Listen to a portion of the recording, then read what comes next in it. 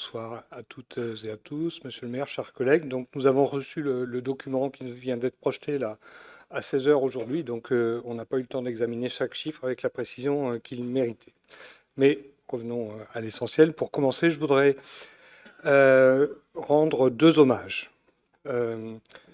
D'abord à notre police municipale et aux médiateurs pour leur travail quotidien au service de la sécurité, de la prévention et de la tranquillité publique. Leur engagement, souvent discret, mais essentiel, mérite d'être salué. Ensuite, je voudrais rendre hommage à Mehdi Kessassi, assassiné à Marseille parce qu'il était le frère d'Amine Kessassi, militant écologiste et associatif engagé contre le narcotrafic. Dans une émouvante tribune dans Le Monde, Amine Kessassi appelle l'État à agir, renforcer les services publics, lutter contre l'échec scolaire, soutenir les familles, doter les enquêteurs et les forces de l'ordre de vrais moyens. Et il pose cette question terrible qui résonne bien au-delà de Marseille. Nous comptons nos morts, mais que fait l'État? Ces mots nous rappellent que la sécurité n'est pas un slogan, c'est une question grave qui exige du courage politique et non des réponses ponctuelles et spectaculaires. Alors bien sûr, Angers n'est pas Marseille, mais Angers peut ignorer les causes profondes qui, partout en France, nourrissent les tensions.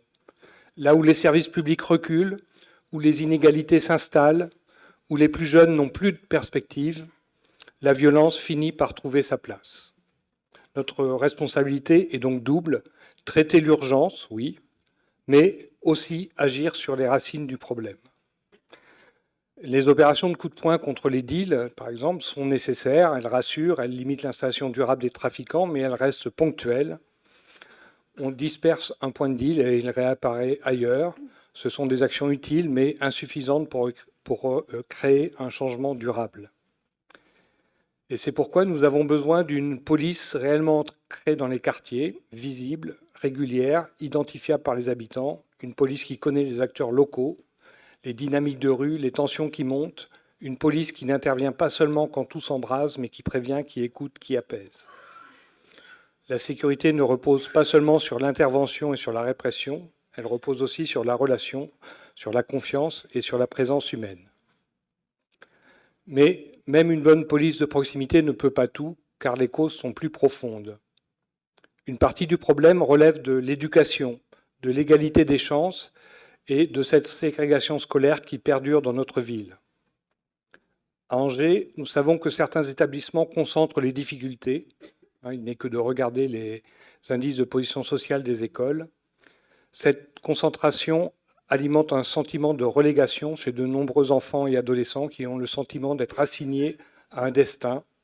Et au final, cette ségrégation construit une ville à deux vitesses, où certains grandissent avec toutes les chances et d'autres avec la conviction que l'avenir leur est fermé. Nous devons lutter avec détermination contre cette relégation, car elle fragilise non seulement l'école, mais aussi la cohésion sociale et donc la sécurité. Enfin, une autre dimension est trop souvent oubliée, la démocratie participative. Pour construire des solutions durables, il faut partir du terrain. Les habitants sont les véritables experts de leur quartier. Ils savent ce qui fonctionne, ce qui coince, ce qui manque. Ils connaissent la réalité des rues, des places, des halls et des écoles. Et c'est pourquoi nous proposons de renforcer fortement la participation citoyenne dans les quartiers, avec de vraies assemblées de quartiers dotées de budgets participatifs, notamment sur la prévention, la sécurité et la jeunesse. Des espaces de dialogue permanents qui réunissent parents, associations, travailleurs sociaux, commerçants, acteurs économiques, forces de l'ordre et institutions. Parce que la sécurité ne se décrète pas d'en haut, elle se construit au quotidien avec celles et ceux qui vivent la réalité du territoire. C'est pourquoi nous proposons aussi de mettre en place dès que possible les assises de la sécurité et de la prévention, associant et consultant tous les acteurs, citoyens, citoyennes, professionnels, chercheurs, juges, policiers, éducateurs, etc. Pour conclure, donc, il faut une action ferme, oui, bien sûr, mais sans prévention, sans justice sociale, sans service public renforcé, sans police de proximité, cette lutte restera un pansement plutôt qu'un vrai remède durable. Agissons donc avec sérieux, avec cohérence et surtout avec les habitants. Et c'est ainsi que nous préserverons Angers aujourd'hui et pour demain. Merci.